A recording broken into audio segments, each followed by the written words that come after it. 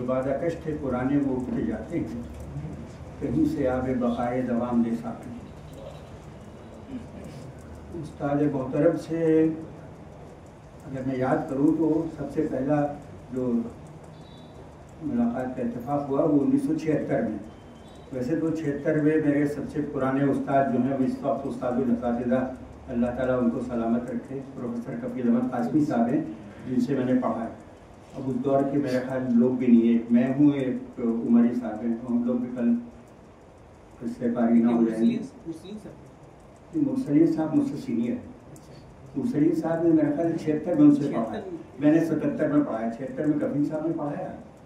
اور بہرحال اب یہ سمجھ میں نہیں آ رہا ہے کہاں سے شروع کریں، اس لیے کہ ساری باتیں ان کے سلسلے میں ہو چکی ہیں۔ میرا ان کا جو تعلق تھا وہ خانقاہی بھی تھا، کیونکہ عبدالباری صاحب کے والد جو تھے وہ حضرت مولانا عبدالحلیم صاحب حلومیہ کہے جاتے تھے، جو مولانا شاہ فضل الرحمان صاحب تھے۔ مولانا شاہ فضل الرحمان صاحب مراد آباد تھے۔ اس زمانے کے جتنے اکابر تھے وہ سب انہیں کے دامن فیض سے وابستہ تھا، اس میں چاہے صدر یاٹن حبیب الرحمان شیبانی ہوں، چاہے حکیم عبدالحی صاحب ہوں، مولانا علی میاں کے والد۔ تو چنانچہ پھر عبدالباری صاحب کے والد ان سے بیعت تھے، اور عبدالباری صاحب خود تو بیعت نہیں تھے جہاں تک مجھے معلوم ہے، مجھ سے بتاتے تھے، لیکن وہ اپنے والد کے پیر کا اتنا ہی احترام کرتے تھے جتنا اگر ان کے پیر ہوتے۔ اسی لیے وہ 4 مرتبہ مجھ سے فرماتے تھے کہ میں گنج مراد آباد شریف حاضر ہوا اور ان سے جیسی جیسی ہوئی۔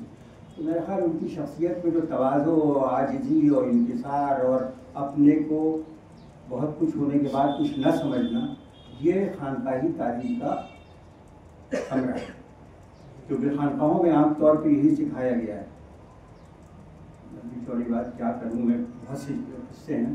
عبدالباری صاحب کا 3 مرتبہ ہمارا ساتھ ہوا ہے، 2 مرتبہ کشمیر میں سلیکشن کمیٹی میں وہ بھی تھے، میں بھی ساتھ میں تھا، اور 1 مرتبہ پٹنہ میں۔ ظاہر ہے اس سے ان کی شخصیت کی بہت سے پرتیں کھلی، اور باخدا آدمی تو تھے۔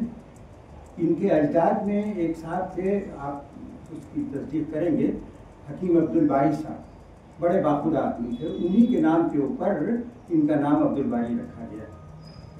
اور مہدی صاحب اکثر ان سے کہا کرتے تھے، مہدی انصاری صاحب ہمارے استادوں میں تھے، مولانا عبدالحی فرنگی مہدی کی بیٹی کے شریک ہوتے، کہتے تھے بھائی مہدی بھائی آپ سے تو ایک تعلق یہ بھی ہے کہ آپ کے چچا تھے مولانا عبدالباری فرنگی مہدی، ان کے نام پہ بھی میرا نام رکھا گیا۔ تو جب میرا نام رکھا گیا، میرا شعور آیا، تو انہوں نے کہا کہ دیکھو ایک تو تمہارے نانا تھے یا دادا تھے حکیم عبدالحی صاحب، کوئی حکیم عبدالباری صاحب، آپ لوگ تصدیق کریں گے بہرحال۔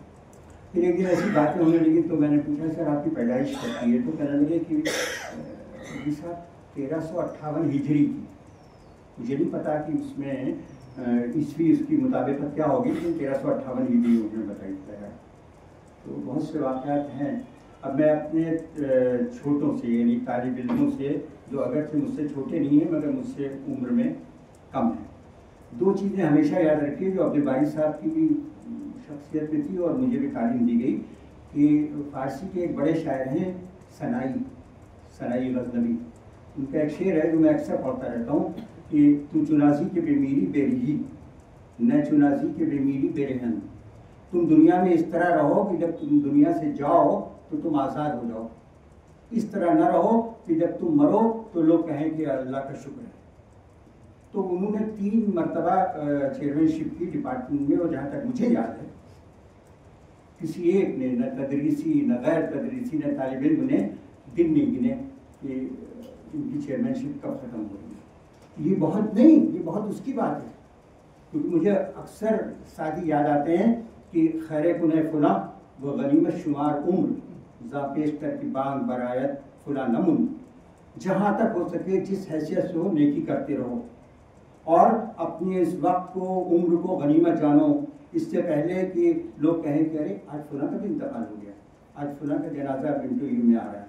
بہرحال اللہ تعالیٰ ان کو اعلیٰ علین میں رکھے اور ان کے بزرگوں کے طفیل ان کو اعلیٰ مدارج پر فائز کرے۔ شکریہ بہت بہت شکریہ پروفیسر مسعود احمد علوی صاحب۔ اب آخر میں صدر جلسہ استاد اساتذہ پروفیسر سید کفیل احمد قاسمی صاحب سے درخواست کروں گا اپنے خیالات کے